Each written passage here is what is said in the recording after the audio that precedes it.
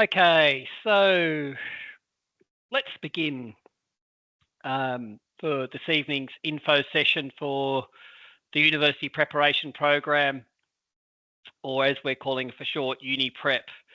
And we'll talk quite a bit about different aspects of the program tonight. My name's Dominic Fitzsimmons. I'm the coordinator of the program, and I've worked on the program for about 25 years and have taught on the program for most of that time, and I've got to know many hundreds of the students, if not thousands actually, students over that time. And we'll hear from a couple of ex-students today as well. Also acknowledge that I'm on the Bidjigal land, the Eora people, and pay my respects to all elders, past and present. And particularly, I'd like to thank them for their custodianship of this land, and what it brings, and the fact that we're able to be on this land and to learn. Because if there's anything which is important about learning, it's being a good custodian. I think that's the most important thing to think about in terms of learning. It's not just about ourselves personally, although that's important. It's actually about ourselves in our families, our communities, etc., and to the unknown ancestors. We pass these things on. It's one of the things about learning at university is you see very quickly that we are always working with ideas from the past, whether it's Greek philosophy, whether it's Latin-based ideas, whether it's Hindu Arabic numerals and the great Arab mathematics tradition, whether it's Vedic ideas, whether it's a Confucian tradition or indigenous ideas of reflection, etc., and organisation. All of those things play a role in terms of the learning that we do at university. And I think the important thing is it's your choice to come to university. Very, very different from school, where obviously it's mandatory for much of the time, but university is about you making those decisions to come here. So we'll talk a little bit tonight about the program, just moving on to this slide, which will show you what we're looking at this evening. Particularly looking, as I say there, as it says there, the motivations to study. So hearing a bit from past students. And the program itself has been running since 1989 in a number of different forms, and with a number of different focuses. One focus has been on mature age students, another focus has been on younger students, where it's a social equity based process of coming to university. So what we're trying to do is to offer pathways to study at university for those who thought it was never an option for you, or many things have happened in your life that it has made it impossible to come before this point. So hopefully this is a way to get into university. So that's sort of one of the philosophies behind the program. We'll give you a bit of a rough guide to what it looks like, and some of the reasons why people have come to do the study of the program. And then at the end, we'll also talk about where people have gone on to after doing the program, and there's a time for questions as well. As we're going through, if you do have questions you'd like to ask, I'm quite happy for you to put them into the chat. I might answer them immediately. It's more likely that I'll wait for a certain point and then answer a few of them together. Just see how we go with that. So that's what we're going to be doing, and I like to use that picture there, looking out over a particular valley. Partly because, yes, this is a bit of a journey, and I know that's a very well-worn cliche when it comes to study, but there is something about it where it is going into territory that you're not that familiar with. We're experiencing something new. Definitely you will get challenged, but also it's about rising to that challenge as well, thinking about yourself differently. But also you have guides, and if you like, we're the guides along the way in terms of teaching staff and the various admin staff. But also there are guides in terms of material and resources as well that can help you go along that way. And often I think people surprise themselves with what they're actually able to do. But like this kind of journey, yes, there will be hard work, without doubt. There will be hard work. As one student once said to me, I feel like my brain is falling out of my head because of so much that they were taking on board in terms of new ideas. And I think that's really important. That's really what we do. That's the kind of intellectual work we do at university. I suppose if you want a physical workout, you go to the gym. You want an intellectual workout, you come to uni. So anyway, that's what we'll look at this evening, some of these ideas. Excuse me, I'm just getting over a little bit of a cold, so apologies for a bit of the coughing off to the side. All right, so let's hear a little bit from the past students. So we have two past students to come and talk with us this evening, and Tamsin and Tracy. And as you can see, some of the questions I've asked them to talk a little bit about and to give you, I suppose, a little bit of the sense of what it's like to be a student in the classes and then what happens afterwards. Okay, Tamsin, would you like to start off and... Hello, so I'm Tamsin. I was one of the students for whom going to university beforehand was impossible. I have chronic fatigue syndrome, and I got sick when I was 16, and I had to drop out of school before I figured out a way to effectively manage my illness. And then when I was well enough, I was like, great, finally I can get my life back on track and go to university. But of course, that's quite difficult without an ATAR. So this program was a real lifesaver. It's only 1 year. The only other option is this, basically doing your HSC again at TAFE, which is a 2-year full-time program. And I wouldn't have had the energy to do it full-time, so it would have taken me 4 years. So this program is, it's really amazing. It's 1 year. You start off with a relatively small amount of time actually at university, and that means that you get plenty of time to adjust to being there, to the, back to the kinds of ways of thinking that you maybe haven't been using for quite a long time. And you get exposed to all the kinds of assignments that you'll be asked to do in pretty much any course at uni. And that's really valuable because you don't get that in high school. So doing this program can kind of be an advantage over the school leavers because you've actually gotten to experience and have practice with these assignments before you're just asked to do it straight away. The other thing I learned from doing the program was where my academic interests lie. When I was doing the assignments, I found that I managed to get Indigenous issues involved in I think all of the ones that I did throughout the year. And that really showed me that that's what I care about and I'm interested in. And so now I'm in my 3rd year of a Bachelor of Social Science and majoring in Indigenous Studies. And I am thriving academically. So this program works. The main tips that I guess I would give, the main tips that I would give is that it's really good to start thinking about time management and setting aside time every week to just even a couple hours where you're going to sit down and just do uni. Even if there's not that much to do at the start, when the assignments are due, you're going to really appreciate having time you've set aside outside of all your other commitments to just knuckle down and do what you need to do. I think also doing your readings is really important. I was mentoring this class a couple of years ago, and students were just they weren't looking through the resources that the Uni Prep program provides them, which meant that they weren't seeing the scaffolds and the tools that would significantly help them model their assignments on. Just look through your readings.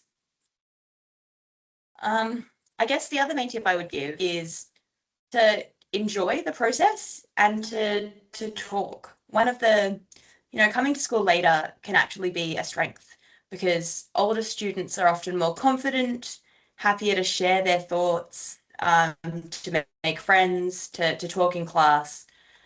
And that's really valuable, and it means that you get the most out of being there. So, start now. Do the Uni Prep program because education is such a gift, and also, it makes you more employable, but it's also really personally enriching and enriches your world.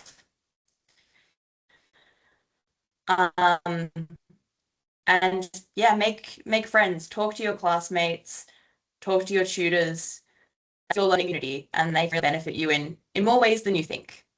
Yeah, thank you. That's great. Thank you, Tamsin. That's really good. Excellent. Lots of good advice. And Tamsin is around too when we have questions at the end that you can also ask there. Excellent. Tracy, would you like to speak, please? Sure, Dom. Hi, everyone. My name's Tracy. I'm an ex-UPP student, obviously. And, I did the course a while ago, but it's amazing how much I remember about how I felt when I started. I was one of those people that never really liked high school very much, never really could understand what I was doing there, didn't think I had a lot to offer, and I left school when I was 16. Might have been encouraged to leave actually by my teachers. So I thought, oh, okay, well, this is just isn't for me, you know. So I had a really wide variety of jobs.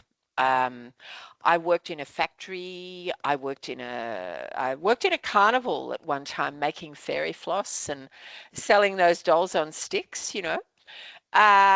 Worked in retail, worked in a hospo, did all those things. And eventually I trained as a designer. So, I had a lot of good work throughout my 20s, um, but I always felt like there was something missing, you know, like I always wondered about uni and maybe I could do a bit more, you know. So I heard about this course and thought, oh, look, maybe I'll give it a go. And I didn't really know what to expect because I'm first in family. No one in my family had been to uni. So I didn't really have anyone to ask about what it was like. And I'd had friends who'd gone, but they never really talked about it all that much. So I wasn't really sure what it would be like. And so when I started UPP, I really enjoyed it because learning at uni is not the same as learning at high school. And I found that, you know, being a bit older, having worked for a few years, I developed a kind of independence that really helped me. Um, and I was also able to kind of organize myself and also, most importantly, perhaps, I was old enough, I was there for myself. Not because my mum and dad wanted me to be, not because I thought it was something that I had to do. I was there for myself. And I hope a lot of you guys are here for yourselves too, no matter what point in life you are. Anyway, so I did uni, did a lot better than I expected, enjoyed it a lot more than I expected. And also, I worked full time while I was doing it. So I did uni part time. So it took me a while to get my degree, but I did honours, again, did a lot better than expected. I started a PhD and I started teaching at uni. In fact, I'm one of the tutors on this course now. So I always think about, you know, what it was like to be a student when I start teaching every year, when I meet the students every year. Because I remember what it was like, you know, to sit in that seat and think, oh, what's this going to be like? Can I do it? Will I like it? Am I going to make a fool of myself? You know, no, no, and no is the answer. So my life is a lot more serious and a lot more involved and a lot more complex and a lot more interesting than I thought it would be, um, which is kind of where I am now, in so many wonderful ways. Because as Tamsin said, yeah, I got a new career and a great job and a lot of passion out of it, but also education gives you it opens a lot of doors that always might have been closed. So, I often say that UPP changed my life, and it sort of changed my life twice. It got me into uni, and it also led me to where I am and who I am now. So, yeah, so welcome. And you're going to hear a bit more from me later as a tutor. Is that right, Dom? Yeah, he's nodding. But I might give you a few tips based on my experience about what helped me succeed as a student. Much of this Tamsin's already covered, but one thing I would say is show up.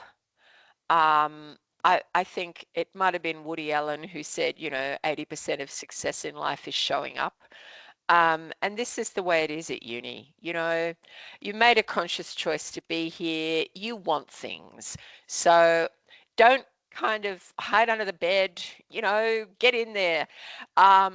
You'd be amazed at how much you can get out of just coming to class, talking to the people next to you, showing up, being there. Because the thing about this course is that it orientates you to uni. And then, like when I started my degree, I was good to go. I hadn't studied for a while, but UPP got me up to speed. It got me in, but it also kind of got me going. So make sure that you show up and get the most out of the course that you can, and take every opportunity. The other thing is, and especially those of you coming from high school, time management is really key in a way that it wasn't when I was at school. Excuse me. I was used to my learning kind of being managed, being told where to be and at what time and all that kind of thing. Uni's not like that.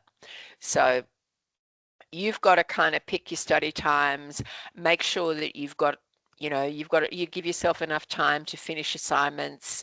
Start everything as early as possible would probably be my tip, because if you finish early with plenty of time under your belt, that's great. Go to the beach. But you don't want to be that person, pulling an all-nighter, sweating over, really confused, especially if you are a bit uncertain. So give yourself more time than you think you're going to need is my tip. And also, I've kind of already mentioned this, but like talk to the people around you. Uni's a great learning experience, but it's also a great social experience. And, it's a chance to meet people not a part of your everyday round. There's great diversity at uni. And you learn just as much from other students as you do from the course materials and the lecturers. So yeah, so get in there and enjoy it would be my tip. You might hear more from me from the other perspective later, but I'll hand you back to Dom now. Great. Thank you, Tracy. Yes. Thank you, Tracy. Thank you, Tamsin. Lots of things to think about there. And I think also to think about it in terms of where you're at this particular time, because everybody has very different motivations for studying. And you heard from Tracy and Tamsin there, some quite different motivations in terms of studying. And there are many, to be quite, and I've just got a few here. For some people, it's just interest. There's something you've always wanted to know about, and just listening to podcasts and whatever is not enough. And you think, I want to do a course, I want to do a program, and it'll help me be a bit more staggered in what I'm doing. Sometimes it's economic need, as Tracy was saying. It's helped her to get a certain kind of job, which otherwise she may not have got. And I think that's very true for a lot of people, that the qualification itself, let alone the skills, help you to do that. For many of you, and I think almost for everybody, it's a second chance. And I think for most people, school doesn't work.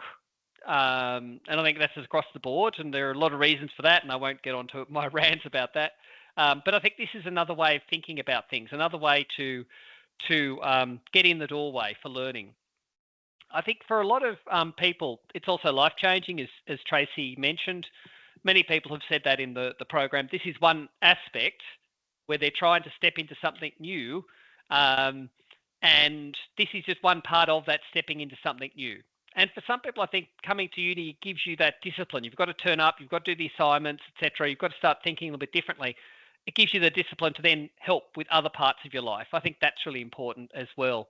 I think it's never too late. So we've had people in this program, all the way from 17 to 77, to be quite honest, in terms of doing this program. And I think that's, as Tracy was saying, sometimes, it's that connection with different ideas, which is important. Sometimes it's about proving something. I mean, this is a story I tell many times. A colleague who also did the UPP and taught on this program many years ago, and he tells a story about when he was in England. He actually went to one of the the second worst school in England, and he remembers in one course where a teacher threw his essay across the classroom and said, "Your essay is not worth a bucket of cold spit." Well, there you go. That's kind of teaching for you, isn't it? Interesting teaching method. Anyway, that fired him up a little bit years later, and when he actually got his degree, he actually went back to England, not just for that reason, but he was going back anyway. Went back to England, took his degree with him, and actually went to find the teacher to show him what he'd done. And anyway, found out the teacher had died, but he went to his graveside and actually went to the cemetery and said, "Look, I was worth something after all." So I think, okay, that's proving something can be really important. It might be just to yourself, it might be to your kids, it might be to your cousins. Who knows who it might be? It might be for your community as well. So there's lots of different reasons for coming. So think about that as we go. So there's basically two doorways into the program. There's those at the mature age, if you like, to being 20 and above and not having qualifications already for uni. And then there's the 17 to 19-year-old group. As I was saying, it's a social equity aspect. It's where the university, very late to the game, but where the university is admitting, that education is a very unequal playing field, very, very unequal playing field, and we're trying to make it a little bit less unequal so you can qualify to come into the program through that way as well. So two doorways into the same program. Okay, one of the important things here is it's a full-time or a part-time program. So there are 36 units of credit is what we call it in university talk. That means 6 courses. Maximum in the program of 2 courses per term. UNSW at the moment has 3 terms per year. So that means it is possible to do the whole program over a year, or you can spread it out over 2 or 3 years, depending on the situation that you're in. So there is flexibility built into the program itself. And then at the end of the program, it's the program itself gives you a qualification to apply for university, and also the skills to be able to do university. They're the two things which are really important for us. It's not just the qualification; it's that you have the skills so you can do well. And students often say this to us later. That as both Tracy and Tamsin said, when you get into first year, you're familiar with it. You know what an essay looks like. You know what to do. Plus this point I've got here, and both speakers mentioned this, time.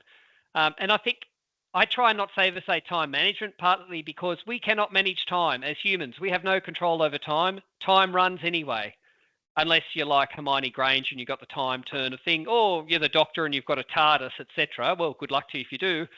However, for most of us, all we can do is make decisions about how we do, make decisions about what we do in the time we have. That's really it. So I think it's really key to think about what are the things I need to do every week, etc. Whether it's family, work, community obligations, etc. All those things, plus eating, shopping, etc., etc. And then think, okay, I've got to now fit study into that. So some things have to go. Some things you have to sacrifice in order to be able to do this program. Okay, so as we say there, this is how we roughly think about it. 1 hour in class equals at least 2 hours outside.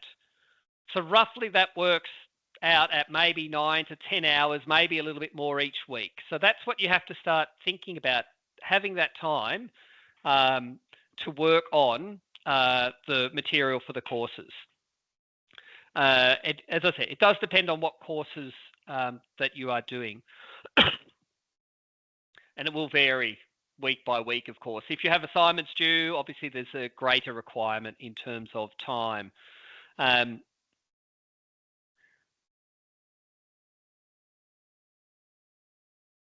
I've just seen I'll just see a question in the chat, which is immediately about time, so I'll talk about that.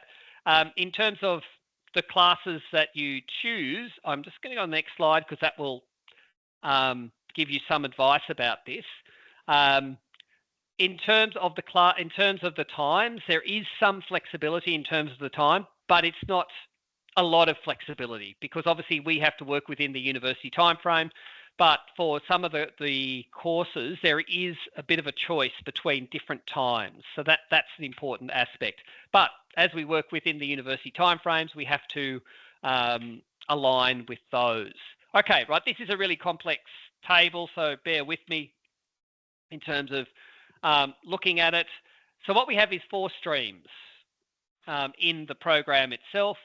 So from the right, there's the engineering stream, the science stream, the business stream, and then the very strangely named arts, design, architecture, and criminology stream. I've been practicing being able to say that name. That's a different name. Basically, that stream is a humanities stream. That's what it covers because the faculty at UNSW is called Arts, Design, and Architecture. So you can see there that everybody does in Term 1, Regs 9000. That's the course code, and you'll get used to all these course codes and their numbers. And it is what it is, university orientation and study skills. All the nuts and bolts of things that you have to do. We have a topic which is broadly around technology, and then we teach you all the skills in terms of writing an essay, giving a presentation, how to do academic reading, taking notes, all those kinds of things we do so that you can write the assignments for this particular course. In the new year, so once the term starts, we go into more detail about what that looks like. You can also see there that for business, science and engineering, there is a couple of math skills courses. Business and science have 2 terms of doing maths, and I'll talk a little bit more about maths later. Plus also there is a Math Skills 3, which is an engineering focused math skills course, because if you're doing engineering, you need a higher level of maths. You'll also note that in the arts, design and architecture stream, there is also another course which is called social science skills, and that is designed particularly for the students in that stream, and it gives you the fundamental skills in terms of thinking about social science, report writing, etc. And the various themes and topics which arise. So again, you're in a really good situation when you go into a first year program. Excuse me. There's also another course there, you see Regs 9255, which is the follow-on from Regs 9000, and that focuses in particular on research. So the research skills, we ask you to write a report. We set some parameters where you can do your own research. So again, to get you used to making the decisions and then producing the report at the end. You'll notice towards the end there that there's a number of elective courses. So these are first year courses in the faculties which you can choose to do in that term 3. And that I think is really interesting because most students we find do just as well, if not better than the students who've come in through the HSC pathway. And partly because I think you're making much more of a decision to be here, but also you've had lots of skills. You've worked on those as you've actually gone through the program. So I think really important to think about how this all works together. Okay.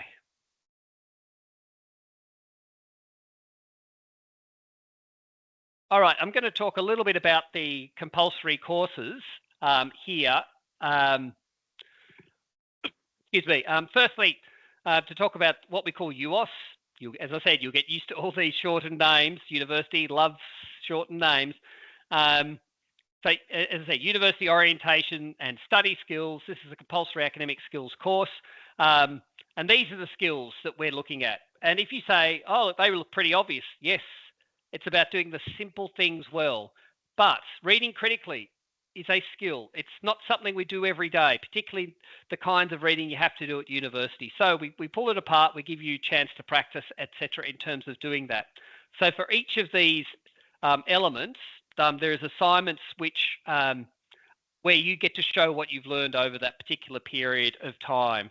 And I think it's many times students have said to us that when they've told other people about this course, they've said, oh, I wished I'd done that at uni. It would have actually saved me so much time and anxiety at uni if I'd known what the rules of the game were to start.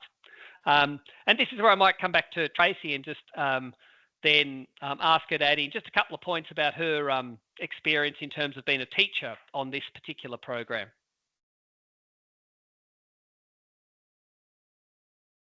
Okay, I'm back.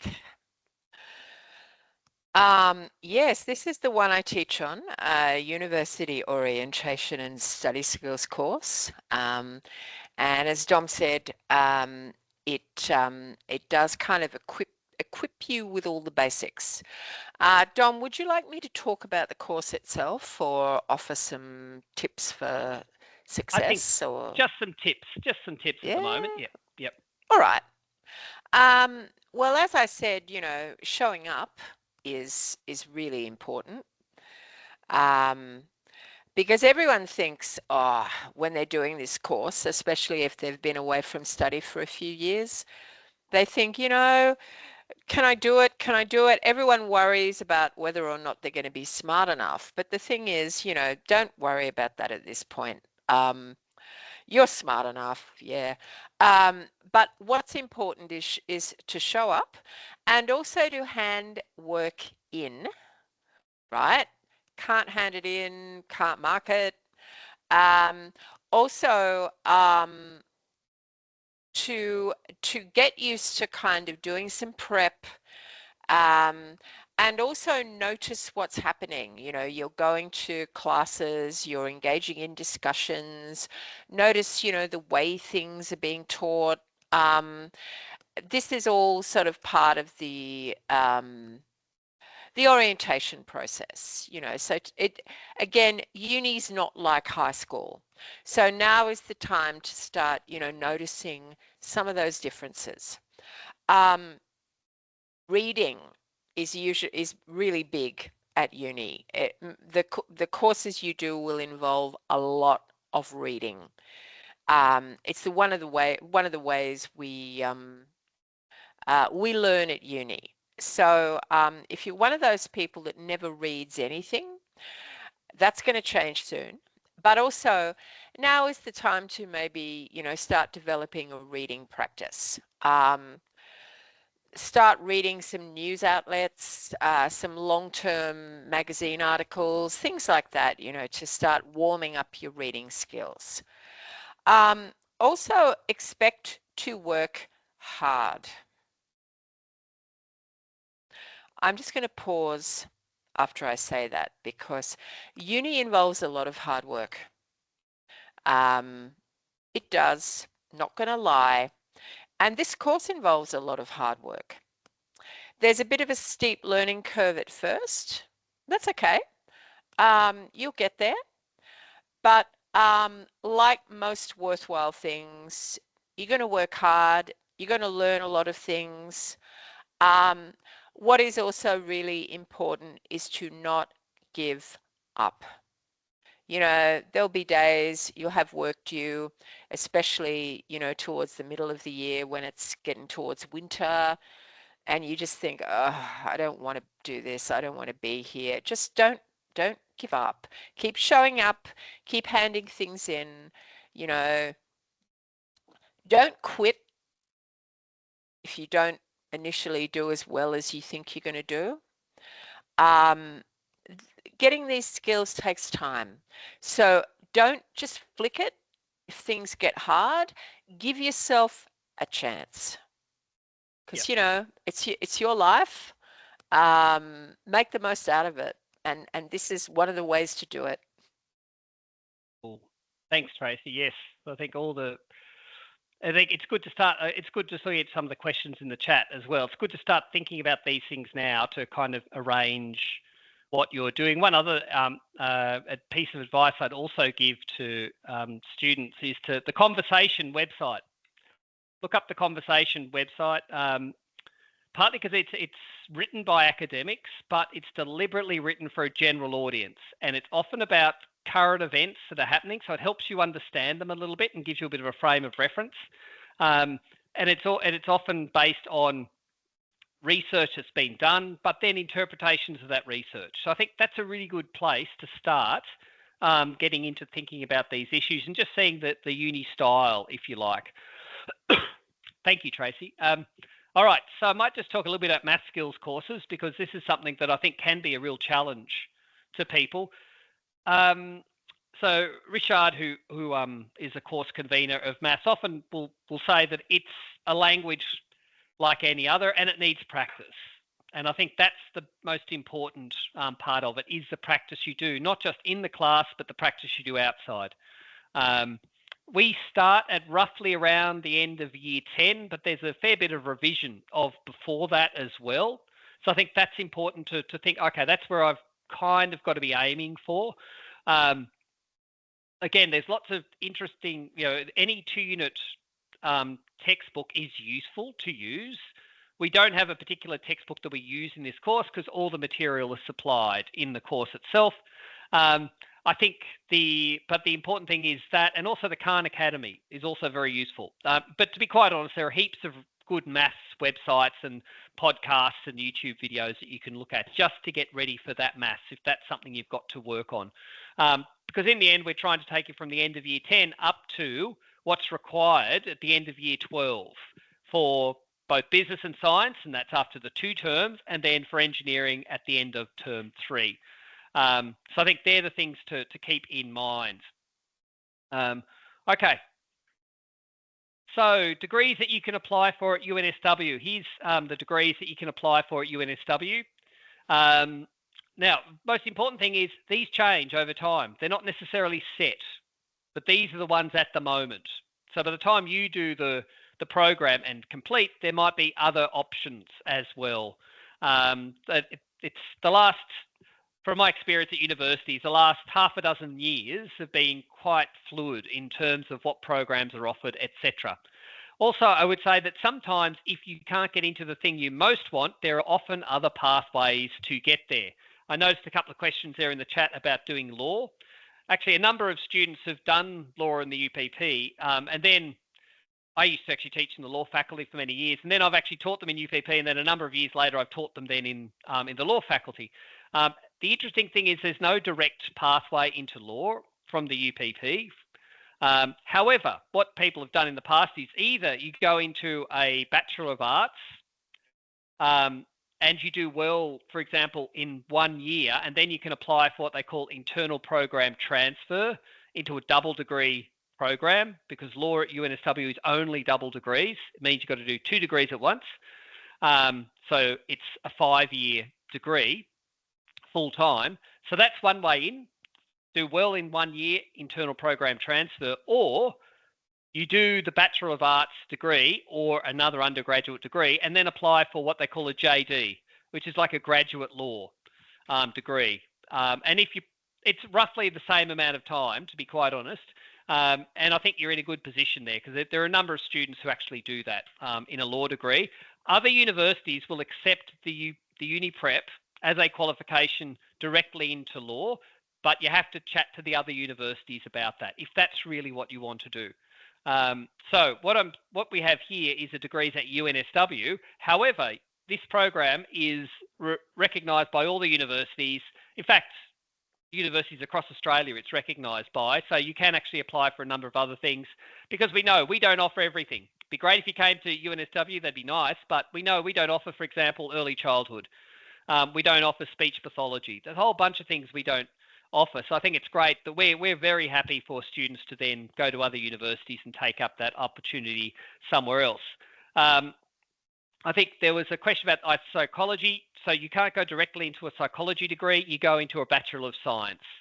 And then after that, you can find your way into the psychological sciences degree. So often the Uni Prep program, what it does is it allows you into the door, into the house of university. Once you're inside, you then get to see all the opportunities that you have once you're inside. So I think that's really important to keep that in mind. And also, actually, it was many years ago, a student was moving to the Netherlands for family reasons, and they actually used the UPP to get into a university in the Netherlands. I thought, my God, that's credibility, international credibility that we have. So that was great. They actually contacted us, and we gave them the details of the program, etc. So that's, yes, as I said, I mean, I see a few comments there. Yes, it is recognised by the universities, but you have to chat to the other universities depending on what program you want to go into there. So make sure you do that. Just have a quick check while we're looking at these. There's some questions about clubs and societies. Yes, you can definitely join all the clubs and societies, because the best thing about this is, okay, a couple of great things. Firstly, it is free. You do not pay for tuition here, which you would pay in other programs. So you can try it out. That's the best thing. You can try it out. You don't have a big HECS debt at the end of it and so on. But it also means that some of the courses you do, the elective courses, are free as well because they're part of this program. So that's also, I think, a real benefit. But also because you have a student number, it means that you have access to all the services on campus, whether it's the health service, etc. Excuse me, there's a dental service on campus, although dentistry obviously fits outside the whole Medicare thing.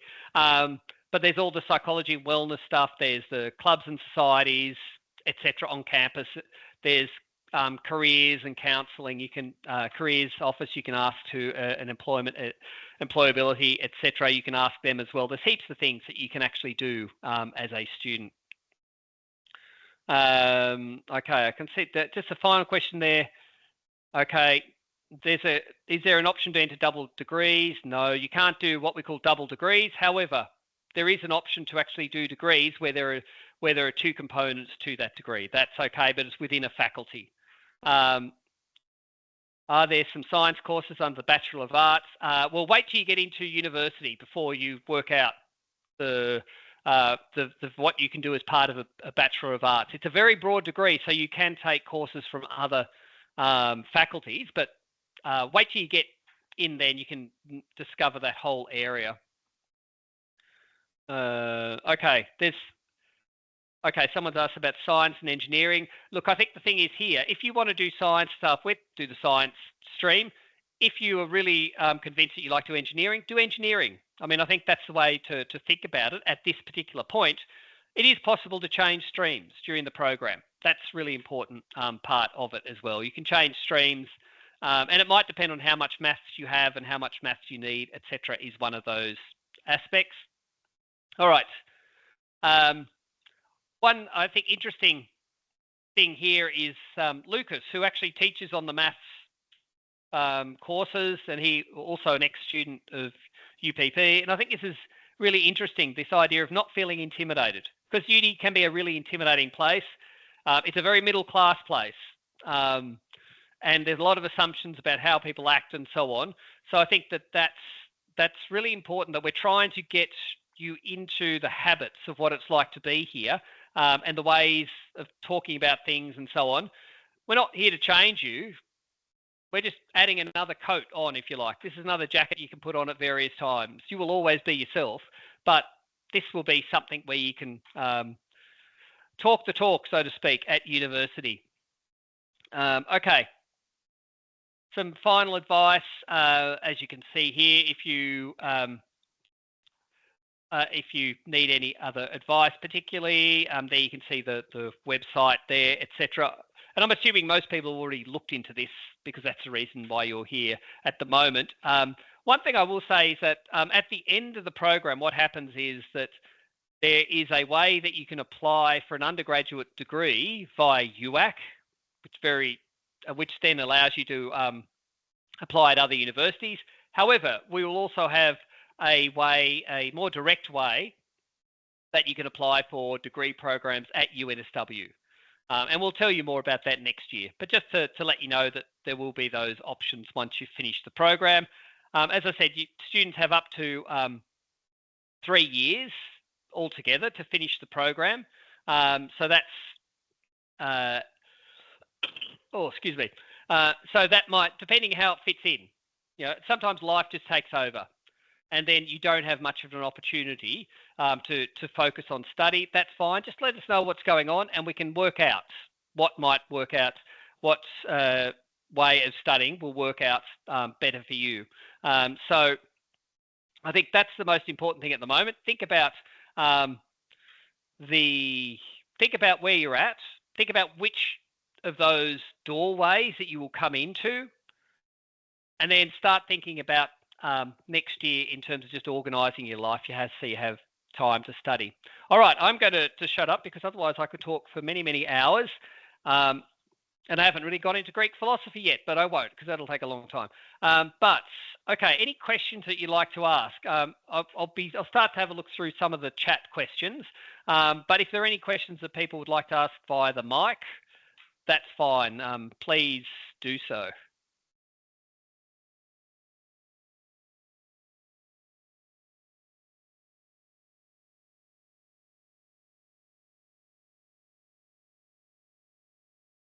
Oh, okay, I can see a question there. Right at the very end, is a deadline to apply in December? Not necessarily. However, going on the experience of the last 2 years, I would say please make sure you apply in December because my reading of the situation at the moment in terms of numbers is that will be the final time in December rather than in January. Sometimes we've gone over into January, but my feeling is at the moment that yes, please apply in December. Look, I think in the end, it doesn't hurt by applying, to be quite honest, because if you then think, no, it's not for me, this program for next year, well, that's fine. You can then just withdraw from it. Or if you go through the whole way, you can also defer for another year as well. So I think it's better to apply rather than not.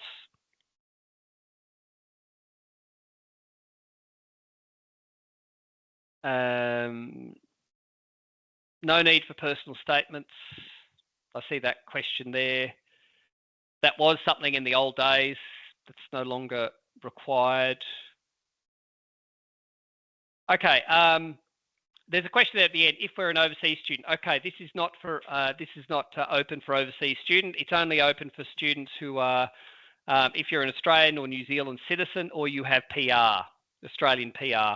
That's the category of people who can apply for this. All the information about applying, please check on the UNSW website. It will give you some ideas there. How will we know if we've been accepted? Okay, so there's a few steps. First, you put in the application. Then if you've been accepted, you'll then get an offer. You then accept the offer, etc. So you'll be informed by email. So that will be the way that it works. If you're worried about that in the process, firstly, contact UAC because they will be able to tell you when those when the emails are sent out in terms of that information, or future students at UNSW. They can give some information about that as well.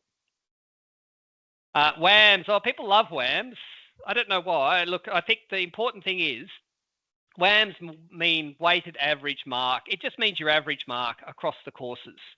But yes, they're important in terms of at the end of the year when you have completed all the courses in the program, instead of judging it on your HSC or previous qualifications, we judge it on what you do in this course, in this program. So all the courses in this program, that's what you're judged on in terms of whether an offer is made to an undergraduate degree or not. We don't judge on anything else.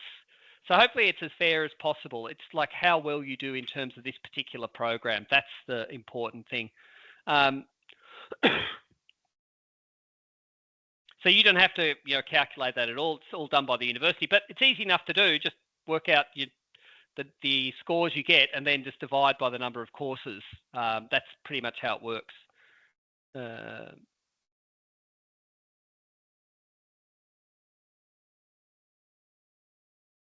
Okay, question about chemical engineering. My advice is do engineering stream because it will be part of the engineering faculty, unless there's something different about that. And if you're not sure about which stream to go into, contact future students and they can give you a little bit more advice about if there is a stream where perhaps it's better to be in one rather than the other. But mostly it depends on which faculty you want that your area belongs to. Okie doke, just have a check through more here. Yes, I see that. Thanks, Tracy. He's responded to a couple here. Yes, that's right. There's, in terms of the courses, there's daytime and evening time slots. And I know that's not going to suit everybody. This is true. But we, as I said, we've tried to offer as many as we can. And generally what we do is we have a weekly lecture and then tutorial, we use the normal university attendance policy, which is 80% attendance. But we expect people to attend. I mean, if you want to get into university, why would you not attend? Would be my question, because you're the one who wants to get in. This is the process to do it. However, we do take into account that if there's illness, etc., family obligations, all that kind of stuff which happens, our advice, come and chat to us and we can see what can happen. But yes, we have, there's online classes, there's lectures which are recorded, etc. So there's quite a few options for people to look at for next year. Okay.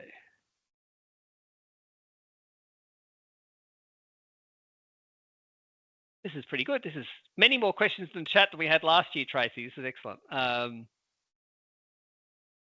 Okie doke. Yes, there's a question there about if you start a degree full time, can you switch to part time? Okay, I'll take that as two parts to this question.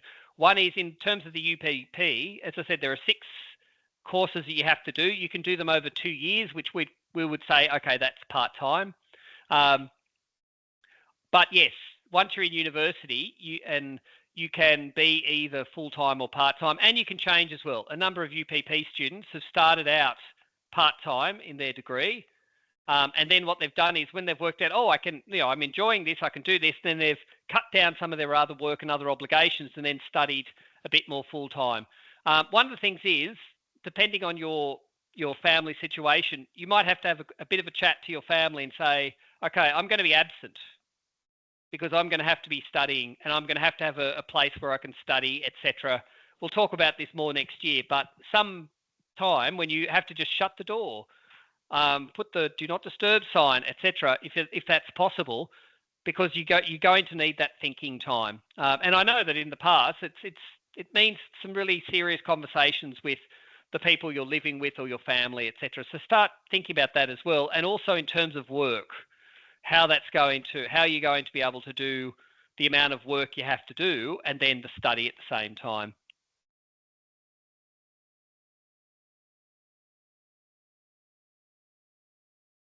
Okie-doke, commerce. Okay, there's a question. Commerce and computer science. Yeah, that's out of the question. Either start off with one, and then once you get in, you can then move around. So I said, once you get inside the house, that's the most important thing, getting inside the house. Then you can start moving around once you're in there.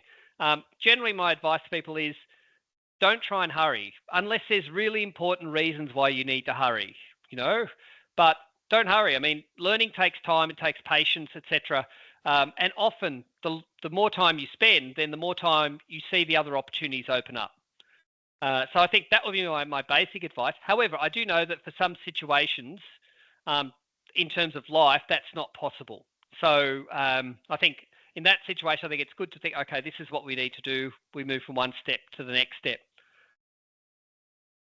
Are there any ATAR requirements? The only ATAR requirement is if you are if you're coming through the 17 to 19 doorway, then you need minimum ATAR of 50.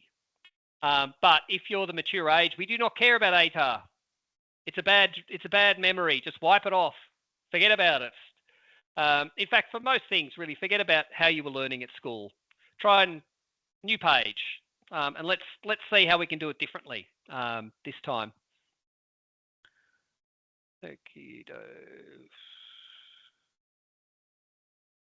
Okay, yeah, just look, in terms of this program, we use the same uni calendar as all the undergraduate courses.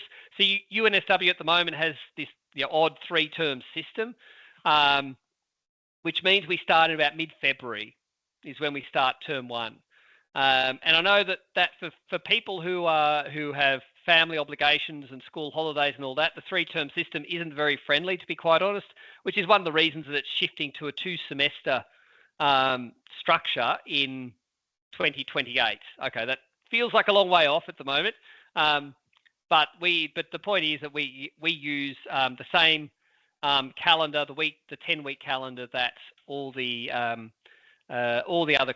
undergraduate courses use, so you get very used to it.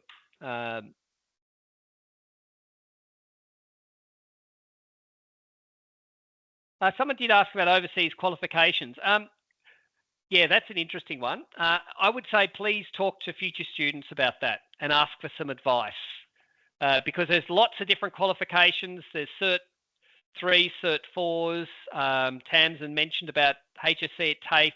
There's a whole lot of different qualifications, which it's good to just clarify with future students about whether that enables you to get into the Uni Prep or not. So just check that out. It's the same with the question there about beginning a pathway elsewhere. Yep, just make sure it's confirmed. I would always say get it in writing via email as well, if it's at all possible. But I know that there's lots of people who've started degrees either 5 years ago or 10 years ago. Actually, I knew someone that was 15 years before, and then they didn't even finish. I think maybe they didn't finish a term, etc. And then they came in through the UPP. But yeah, just check with that again with future students, and they'll let you know. Okay, that's good. What would be the reason someone is rejected after they've applied? I do not know that. I think contact future students for that if that's occurred. Yeah, I'm not sure what that would be. Double degree of commerce and com-sci, business or science. Oh, interesting. I would assume, look, as I said, no double degrees in terms of what you do. It might be that you have a home base within business and then there's science, which you also do. For some of those things about when it's either business or science, etc., depending on the faculty, I would also ask future students, and they will be able to say if there's a particular faculty stream which is better than the others. It may be that one is means that it's judged by, if you like, the business faculty, and the other one will be by the science. But I think, yeah, better to talk with future students about those kinds of things, which might be the better stream.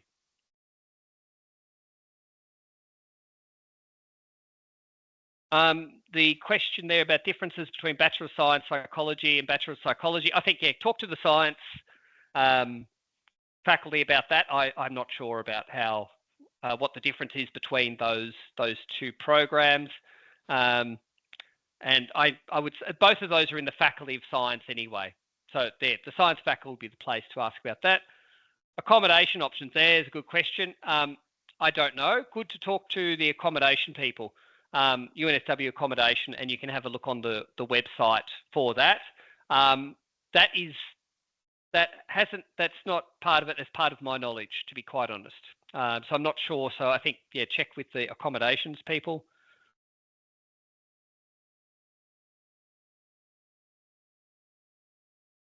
Okay, question there.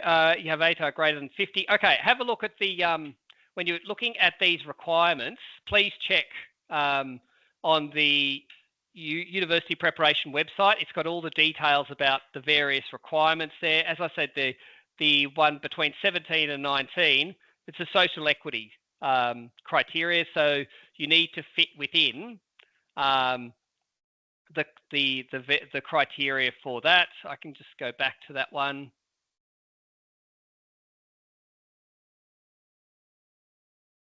just if you're interested, you can see that mostly for the past 2 years, it's been students who've attended what's called a gateway school, where students generally don't come to university.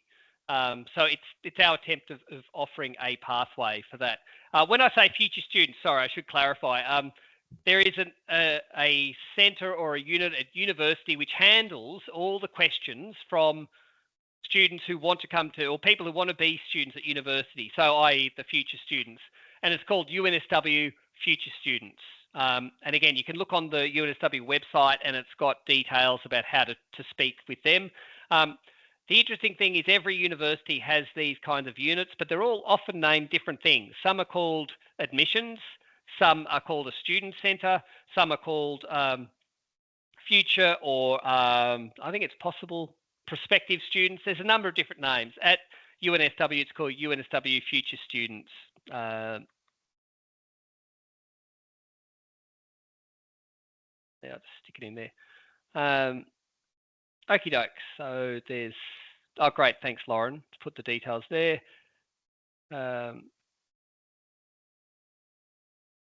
Yes. So yeah, Lauren's put in the details there. So yes, for any questions where you want something in future for more detail, definitely contact future students about that, and they can give you some more information. That's actually another tip I'd offer, Dom, while you're reading through these questions. A big thing to understand is that at UNSW, there's 7,000 staff and there's 68,000 students. There's 8 faculties and there's like hundreds, if not thousands, of courses offered. And we only know about our little corner. So UNSW is like a big, and all unis are like this, the big unis. They're like big administrative units. So when we say we don't know the difference between degrees, we don't. We know about our little corner and we know a lot about uni prep and academic skills, but that's it. There's a whole department, future students, which answers these sort of questions. And so if you ask Dom or one of us something and we say we don't know, go here, we're not fobbing you off. We don't want to tell you the wrong thing, because it's easy to get the wrong answer and then you act based on that and it messes with you in some way. So often a tip is to kind of get to know the uni, start to see these familiar names at whatever uni you're at, like future students, and you know, working out who to talk to about what is again a kind of underrated academic skill. Okay. Great. Thanks, Tracy. Yes. That's all I have to say about that. It's like a, I don't know, somebody said a small country town and somebody else say dysfunctional small country town. But anyway, universities are like that. You take a long time to get to know the places. And I think for people who are looking at different universities, as I said, they will be called different things at different universities as well. What we do also is in early February, we have an orientation event where, again, we'll talk about some of these things, but in more detail about particularly the courses, etc. And so you have a chance to come on campus, look around, etc. We can check whether all your enrolment is done, etc. by that point. And then some of these more specific issues you can actually sort of think a little bit more about as well. One of the great things about the program is that it gives you time to think through what you might like to do. Many times people have started the program thought, I'd like to do X. But as they go through the program and they get to know other things, I think, actually, my mind's changed now. I actually want to do something quite different. And that's great, because it means that they're getting used to the university. They're getting used to all the different topics and subjects, etc., that are taught. And we also provide a few opportunities where you can chat to faculty, staff, etc., and ask all the questions about, well, what is it like to study that? What kinds of things do you do in that particular course or program? Okay, I just put in a one of the recommended texts that we say for maths if you wanted to start working on it. But as I said, we don't have you don't have to buy anything for these courses because we supply all the material on our electronic sites, so you can actually download all the material, etc. You don't have to buy anything extra. Okay. All right. Any other final questions there? Oh, there's a good one. How many students are there? There's a very good question. So if we think about the whole program, the last 2 years has been about 300 students in the program. Quite sort of mixed about where they're from and where they're going, etc. I think the biggest faculty stream in the last 2 years has been ADA, so the humanities stream has been the biggest stream, individual stream. And so just also a word on terminology. So we talk about the whole thing as the program, and then there are streams. So the 4 streams, and then within those streams there are a number of courses. And I suppose we talk about the course. That's what you turn up to every week and complete those assignments, etc. That's a course, and so you do 6 of those courses to complete the program. But it's an interesting thing. One of the other things too is we try and keep the classes small, so roughly about 20-25 people in the classes themselves. So you get a chance to participate because we're very strong in terms of giving people that chance to do that, because we know that at school a lot of people were it was made unfriendly in terms of being able to participate. So what we're trying to do is open up that space a little bit to be able to do that. Obviously, the teachers are the ones who are guiding and facilitating that work. And sometimes there is what we'd say in the old days, chalk and talk, because there is a concept. We want you to understand the first bit, and then we put it into a bit of practice by getting you to do stuff in class. So we try and make it that way. Often we find that there are some students who are really good at speaking their knowledge. They learn that way, so we give them a chance to do that. Other people are much better at the writing of the knowledge. That's how they learn. Some people are just great at the practice, so they do lots and lots of practice and so on, and that's how they learn and get the knowledge. But often we find it's the people who work with each other in class, those who are actually helping other people out. They're the ones I think who learn the most, and they're obviously that's what we're trying to do, is to create that atmosphere in the class, which I know is very unpopular these days, and obviously in the world we live in, which is all about shouting at people about ridiculous things as loud as you possibly can without thinking. What we're trying to do is the opposite. We're trying to actually say, well, let's stand back a little bit and let's actually think about ideas. Let's give value to them. Let's care what other people are saying, particularly when we disagree with them, so that there is a space where they can put forward their ideas. We can then respond to those in a respectful manner, and hopefully that builds something better than the rantings that we get that surround us all the time. So that's the aim in order to do that. And as Tracy was saying, that takes hard work. Listening carefully and listening well is a really important skill, and it takes time to kind of learn that. And I'm aware of the how hypocritical I must sound, because I've been ranting on for the last hour. However, there's lots of spaces for people to talk. There's a question there: do all that apply get in? Well, all those who apply and fit within either of those 2 doorways, the categories, will get in if we still have numbers left, if we still have places left. And that's my point of saying that I reckon that you would be, I think by the December round is probably, I think I would be doing it now if you're wanting to be in, because I'm very confident that probably it won't be open in January. So that's how I would put the answer to that.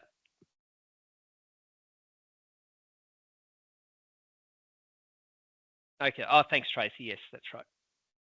That's correct. All right.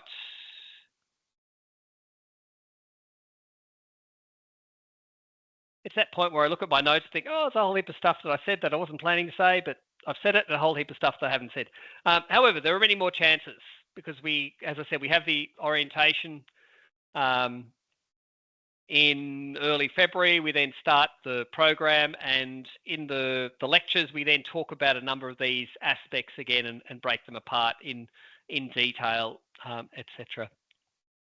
Okie dokie. Thanks, Lawrence. He's put the websites there and where you can ask your questions. Look, my advice is, look, if you've got a question, ask it.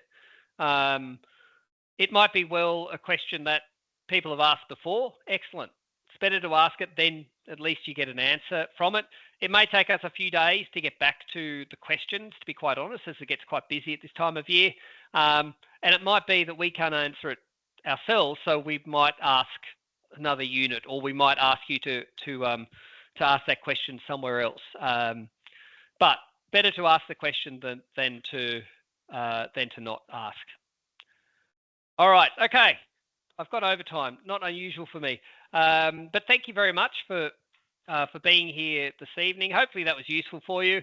Gives you a bit more idea about what to do, how to start planning. And thanks to Tamsin and Tracy for their comments. Keep them in your mind, because that's what keeps you going, I think, when you're thinking about this program, etc., and whether to do it or not. It's, I think, all those comments from other people which do it. All right, thanks very much, and we'll see you further along the way.